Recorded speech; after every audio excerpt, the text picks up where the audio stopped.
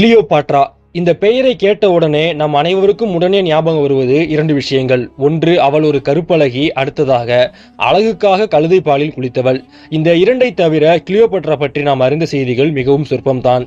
William ஷேக்ஸ்பியரின் வரிகளால் வர்ணிக்கப்பட்ட Cleopatra தான் நாம் அதிகம் அறிந்த கிளியோபாட்ரா. ஆனால் இவள் வரலாற்றில் வாழ்ந்த உண்மையான கிளியோபாட்ராவுக்கு பிற்கால சமூகம் அணிவித்த ஒரு முகமூடி மட்டும்தான் என்பதுதான் ஒரு உண்மை.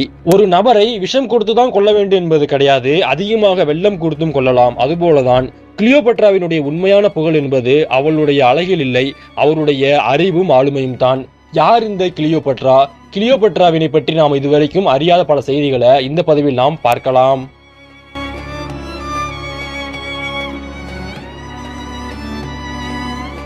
எகிப்தின் அரசியான கிளியோபாட்ரா வரலாற்றில் மிக பெரும் அழகியாக வர்ணிக்கப்படுகிறாள்.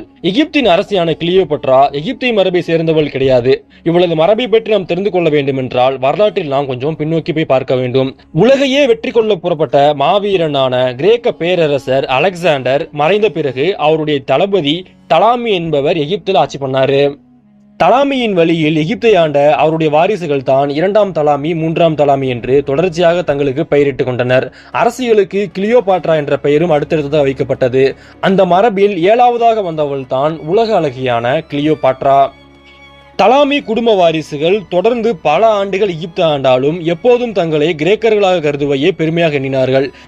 கிரேக்க மரபில் வந்த பல டலாமி அரசர்களுக்கு தங்களுடைய மக்களின் மொழியான எகிப்து மொழி என்பதே தெரியாது. அதே சமயம் அவர்களின் ஆட்சி மொழியான கிரேக்க மொழி என்பது மக்களுக்கு தெரியாது. இந்த நிலையில் தான் 12ஆம் டலாமியின் மகளாக நாம் அறிந்த 7வது கிளியோபாட்ரா பிறந்தாள். இயல்பிலேயே மக்களை பற்றி சிந்தனை கொண்ட அவள் மக்களின் குறைகளை அறிய அவர்களின் எகிப்திய மொழியையும் அவள் கற்றுக்கொண்டாள். எகிப்திய மொழி கற்ற முதல் கிரேக்க பேரரசி கிளியோபாட்ரா தான். அதற்கு முன்னர் அரச மரபில் வந்த எந்த ஒரு பெண்ணுக்கும் எகிப்திய மொழி என்பது தெரியாது. எகிப்திய மொழி தவிர 10 மொழிகளிலும் கிளியோபாட்ராவுக்கு சரளமாக பேசவும் தெரியும்.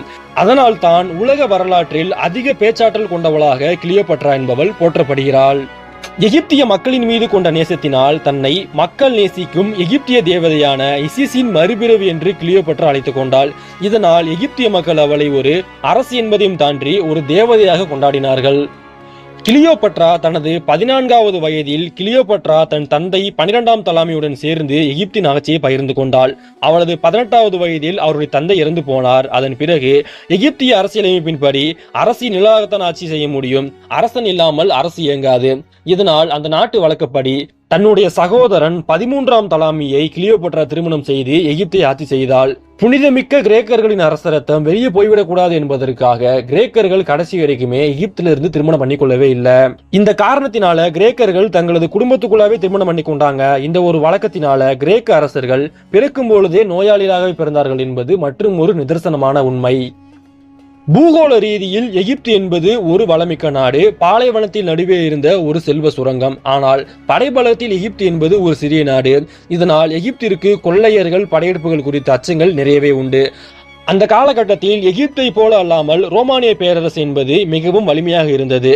வரலாற்றில் புகழ்மிக்க மன்னரான ஜூலியஸ் சீசர் என்பவர் ரோமாபுரியை ஆட்சி செய்து கொண்டிருந்தார். இந்த நிலையில் தனது நாட்டின் நலன் கருதி கிளியோபாட்ரா ஜூலியஸ் சீசரை திருமணம் செய்ய முடிவு செய்தாள். தனது முதல் பார்வையிலேயே சீசரை வீழ்த்திய போது கிளியோபாட்ராவின் வயது 21, ஜூலியஸ் சீசருடைய வயது என்பது 54. கிளியோபாட்ரா ஜூலியஸ் சீசரை காதலித்து வந்த சமயத்தில் கிளியோபாட்ராவின் கணவரான 13ஆம் டலாமி என்பவர் மர்மமான முறையில் இறந்து போனார். கிளியோபாட்ரா தான் அவனை கொலை செய்தாள் என கூறப்படுகிறது. இதன் மூலம் அவள் சீசரை இன்னும் நெருங்கினாள்.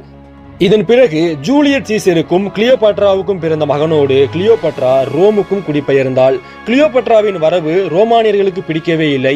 சீசரின் சகாக்களும் அரசியல் அறிந்த கிளியோபாட்ராவை வெறுத்தனர். இதன் பின்னர் சீசர் கொல்லப்பட முக்கிய திரைமறைவு காரணங்களில் ஒன்றானது. சீசர் கொல்லப்பட்ட பின்னர் ரோமானிய ஆட்சியை யார் பிடிப்பது என்ற போட்டி சீசரின் வாரிசுகளுக்குள் எழுந்தது.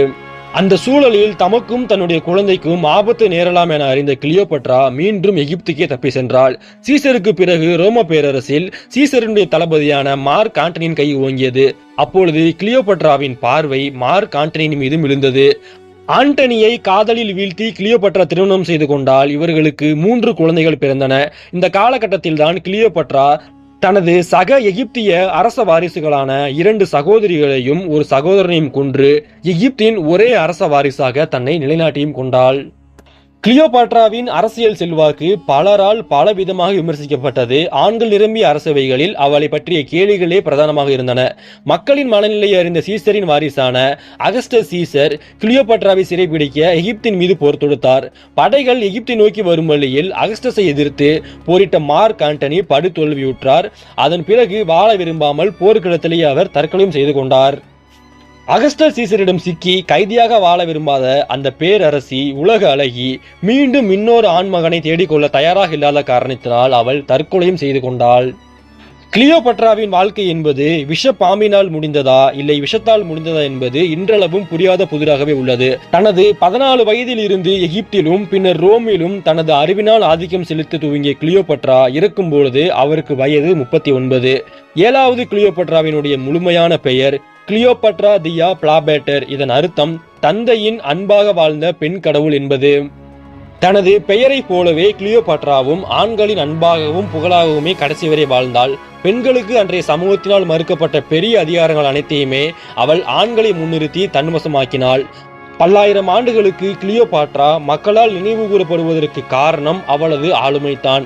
அவள் அழகு குறித்த சிந்தனைகள் சமீப காலத்தில் தோன்றின. காதல் கவிதைகளுக்கு பெயர் போன வில்லியம் ஷேக்ஸ்பியர் கிளியோபாட்ராவின் வம்சத்தில் ஆப்பிரிக்க இரத்தமும் உண்டு என்பதை அடிப்படையாக கொண்டு அவள் நிறத்தை டானி, அதாவது பழுப்பும் மஞ்சள் நிறமும் கலந்த நிறம் என்று வர்ணிக்க பெரிய ஆளுமைகளை கொண்ட அவளை கருப்பழகி என்று கொண்டாடியே அவளது புகழை விழுங்கியது ஆணாதிக்க நிழல். உண்மையிலேயே கிளியோபாட்ரா என்ன நிறம் என்று இந்த உலகிற்கு இன்னும் தெரியாது. இது குறித்து பல ஆய்வுகள் மேற்கொள்ளப்பட்டிருந்தாலும் எந்த ஆய்வுகளிலுமே இது தொடர்பான உறுதியான முடிவு என்பது வெளிவரவில்லை. ஆனால் எல்லா ஆய்வுகளும் கிளியோபாட்ராவின் ஆளுமைகளை மட்டுமே உறுதி செய்கின்றன. இந்த 2000 ஆண்டுகளில் பல்லாயிரம் உலக அழகிகளை வரலாறு பார்த்திருக்கிறது. ஆனால் கிளியோபாட்ரா போன்ற வலிமையான அரசிகள் வெகு சிலரே வாழ்ந்திருக்கிறார்கள். இந்த மானுட சமூகம் கிளியோபாட்ராவிடம் கவனிக்க வேண்டியது அவளுடைய அழகையா இல்லை திறனையா? இந்த வீடியோ உங்களுக்கு பிடிச்சிருந்தா லைக் பண்ணுங்க, ஷேர் பண்ணுங்க. உங்களுக்கு அடுத்து எந்த மாதிரி வீடியோ வேணுங்கிறத மறக்காம கமெண்ட் பண்ணுங்க. மேலும் இது போன்று பல பதிவுகளுக்கு நம்முடைய சேனலை சப்ஸ்கிரைப் பண்ணிக்கங்க. நன்றி.